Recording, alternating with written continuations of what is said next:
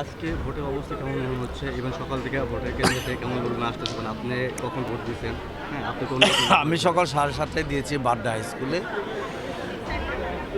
সকালে ভোটের উপস্থিতি ছিল, তো বিভিন্ন প্রপাগান্ডা ইত্যাদি কারণে হয়তো মানুষের মধ্যে একটু শঙ্কা আছে। এখন একটা সংখ্যা কেটে যাচ্ছে, মানুষ আসছে। অনেক বছর পর মানুষ নিরাপদে ভোট দিতে পারছে। প্রশাসনের ব্যবস্থাটাও খুবই ভালো। এখানে আমি মনে করি যে আস্তে আস্তে ভোটারের সংখ্যা আরও বাড়বে, ভোট হবে সুষ্ঠুভাবে ইনশাল্লাহ, এবং এই এলাকার মানুষ ধানের শীষের পক্ষে ভোট দেবে। আমরা বিপুল ভোট ইনশাল্লাহ বিজয়ী হব। কোনো কেন্দ্রে এই পর্যন্ত কোনো বিশৃঙ্খলা ঘটেছে কি না? না, বিশৃঙ্খলার আমি কোথাও তেমন কোনো খবর পাই নাই।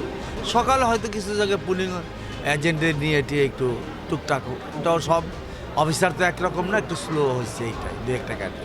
কোনো ভোটারদের কোনো অভিযোগ পেয়েছেন কিনা? আমি বস্তু কোনো অভিযোগ পাই নাই বা কোনো শুনি নাই। আপনারা শুনছেন কি জানি না।